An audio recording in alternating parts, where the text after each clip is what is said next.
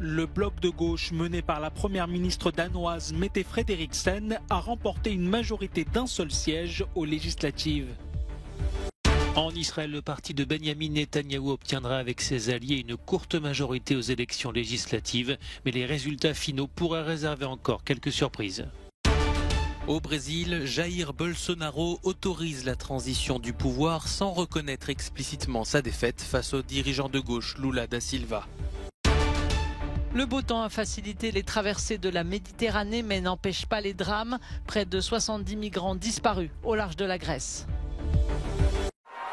Finalement, ça passe pour la gauche au Danemark.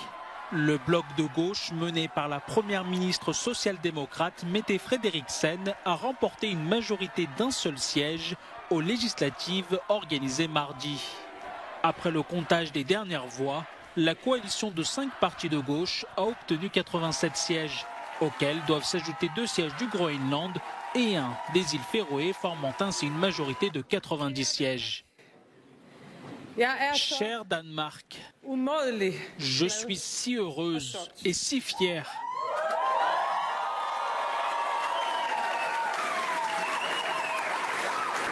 Les sociodémocrates, nous avons eu la meilleure élection depuis plus de 20 ans. Avant la confirmation de la victoire du bloc rouge, l'ancien Premier ministre Lars Løkke Rasmussen espérait jouer un rôle décisif d'arbitre. Son parti centriste a remporté 16 sièges. Il s'est tout de même dit prêt à discuter d'une participation au gouvernement. En face, la coalition rassemblant la droite et l'extrême droite réunit, elle, 72 sièges plus un siège aux îles Féroé. Malgré son succès, Mette Frederiksen veut former un nouveau gouvernement bénéficiant d'un large soutien au-delà des clivages politiques. Benyamin Netanyahou semble sur la voie d'un retour au pouvoir en Israël. Selon les dernières projections des élections législatives, le Likoud, le parti de l'ex-premier ministre et ses alliés obtiendraient 62 sièges de députés au Parlement, juste au-dessus de la majorité. Mais son rival, le chef du gouvernement sortant Yair Lapid, a averti que rien n'était joué et qu'il fallait attendre les résultats finaux qui pourraient réserver quelques surprises, notamment en fonction des sièges remportés par les petits partis. S'il revient au pouvoir, Benyamin Netanyahou devra s'appuyer sur une coalition réunissant l'extrême droite et les partis ultra-orthodoxes. Ce scrutin législatif, le 5e en près de 4 ans en Israël, a été marqué par un fort taux de participation à 71%, le plus élevé depuis 2015. Jair Bolsonaro sort de son silence.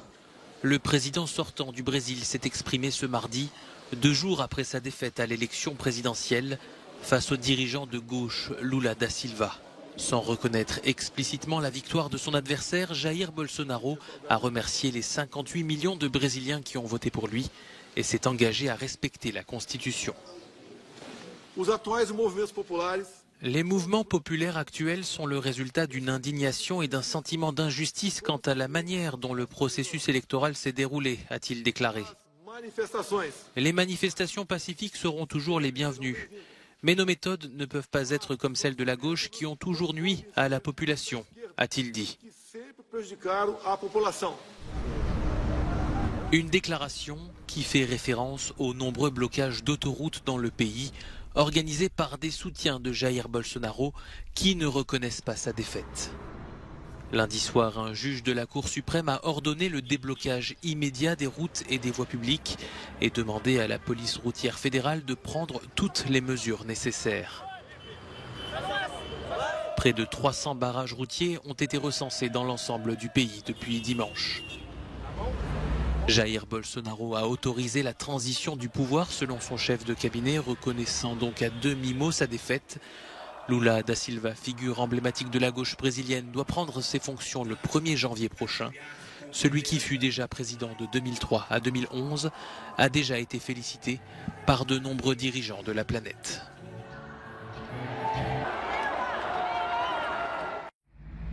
En Ukraine, au moins une personne a été tuée dans un bombardement sur la ville de Mykolaïv, à l'ouest de Kherson. Cette nouvelle vague de bombardements russes intervient au moment où l'armée ukrainienne s'inquiète du risque de perdre le réseau Internet Starlink. Le mois dernier, Elon Musk s'est publiquement interrogé sur la nécessité de continuer à fournir à l'Ukraine un service gratuit d'Internet par satellite. L'Ukraine possède environ 20 000 terminaux Starlink qui permettent en partie à l'armée d'unifier son action. Avec cet outil, vous n'avez besoin de rien. Vous l'installez, vous l'allumez, vous le connectez et c'est tout. La connexion fonctionne. Internet, la transmission de données. Si nous le perdons, ce sera un coup dur pour nos communications. De son côté, le Kremlin accuse le Royaume-Uni d'être complice des explosions qui ont détruit une partie des gazoducs Nord Stream 1 et 2 en mer Baltique. Le porte-parole du Kremlin assure que la Russie dispose de preuves. Il existe des preuves que la Grande-Bretagne est impliquée dans cet acte de sabotage, en d'autres termes, dans cette attaque terroriste contre une infrastructure énergétique vitale qui n'est pas russe. Et il est important de prendre cela en compte. Ce genre de choses ne peut pas être laissé sans réponse.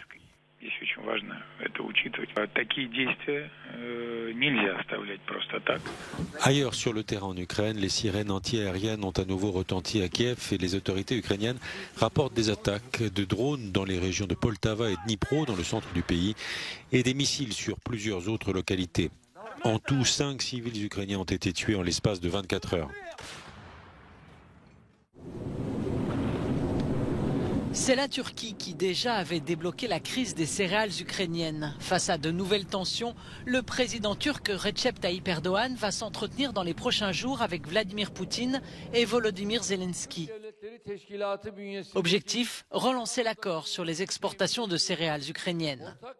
Il avait été conclu en juillet sous l'égide d'Ankara et de l'ONU et arrive à échéance le 19 novembre.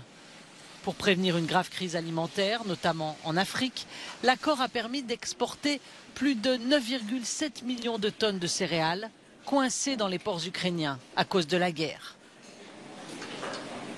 Cependant, samedi, coup de théâtre. Cet accord a été suspendu par Moscou qui accuse Kiev d'une attaque massive de drones sur sa flotte en Crimée annexée. Un faux prétexte, selon Kiev. Emmanuel Macron a dénoncé l'attitude de Moscou. La Russie nuit à la sécurité alimentaire mondiale, a déclaré le président français.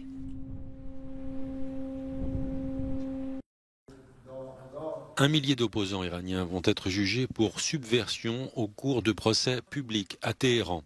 Le chef de l'autorité judiciaire iranienne explique que ceux qui cherchent à renverser le régime en étant à la solde de l'étranger doivent être punis selon la loi.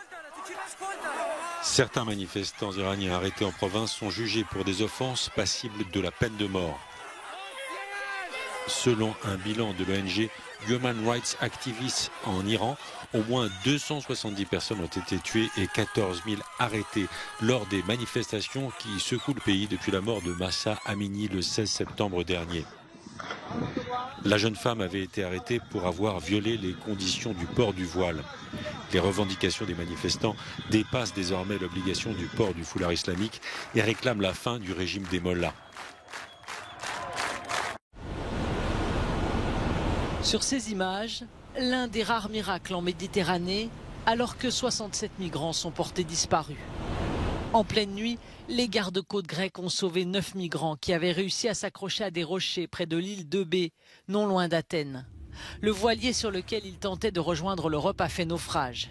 Les recherches pour trouver des survivants, également au large de l'île de Samos, où 8 personnes sont disparues, se poursuivent. Le temps inhabituellement beau en Europe a déclenché un flux de migrants sur les dangereuses routes de la Méditerranée. La semaine dernière, plus de 6000 personnes ont atteint les côtes italiennes. Mais les drames se multiplient.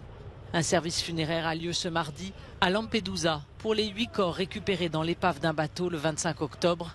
Parmi eux, plusieurs bébés. Les autorités locales sont débordées. Débordés aussi, les bateaux affrétés par les organisations humanitaires pour secourir les migrants à la dérive. L'Ocean Viking, le bateau de SOS Méditerranée, navigue toujours dans l'attente d'un port pour les 234 personnes secourues fin octobre. Le directeur des opérations de SOS Méditerranée a averti que faire des survivants les otages d'un débat politique serait un échec dramatique de l'Union européenne. Au total, 1000 migrants sont coincés sur ces bateaux. Certains pays comme l'Italie ont prévenu qu'ils ne laisseraient pas débarquer les personnes secourues par les navires des ONG étrangères.